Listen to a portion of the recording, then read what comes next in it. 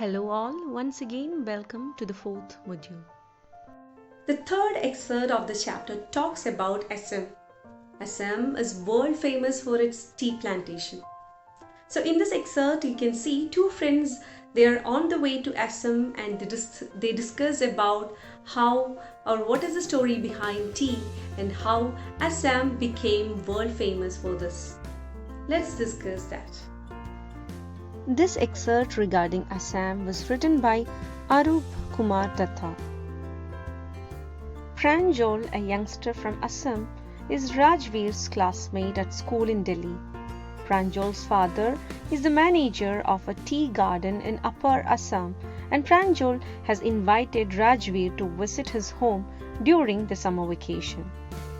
The scene is set on a train station where a tea vendor asks the two friends if they would like to buy some freshly made hot tea.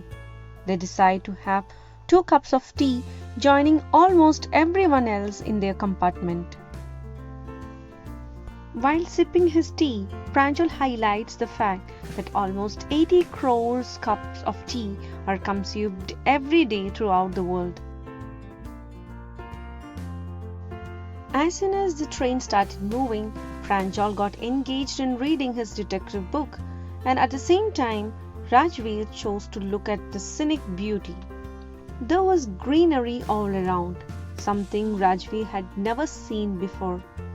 After the green paddy fields came tea plantations. As far as he was able to look, only tea bushes were visible, so much so that the narrator compared it to a sea of tea bushes. As the train was moving, next Rajveer saw was an ugly looking building with smoke coming out of it.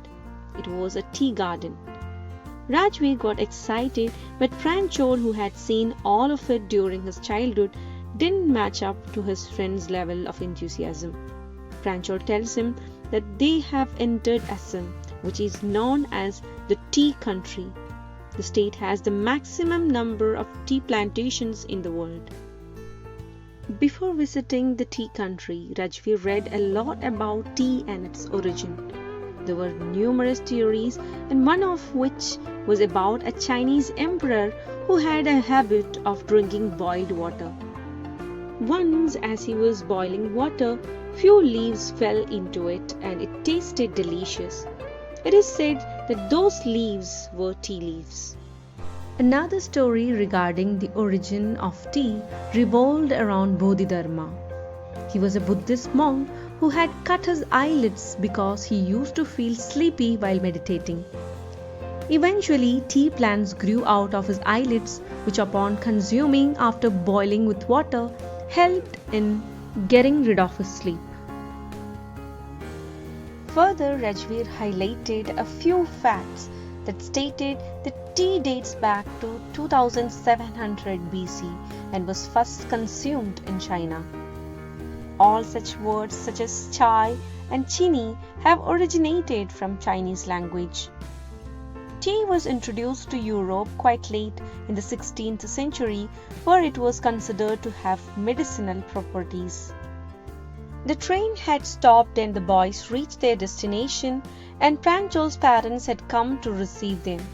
After almost an hour, they reached Dekiabari, Pranjal's tea garden, after taking a turn and making their way through a cattle bridge. Their tea garden was stretched upon a vast area of land, and on the fields, tea pluckers were seen wearing an apron and carrying the bamboo baskets in order to pluck the freshly sprouted leaves.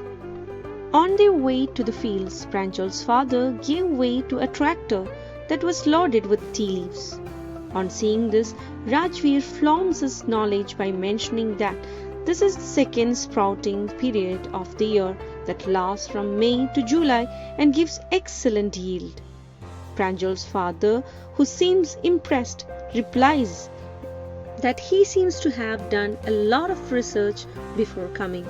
Pranjal, who was excited about learning more about the amazing beverage, showed his intention for the same.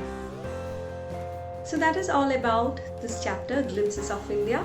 In this chapter, we have discussed 3 different places in India and its unique culture and the legends behind. So I hope this session was helpful.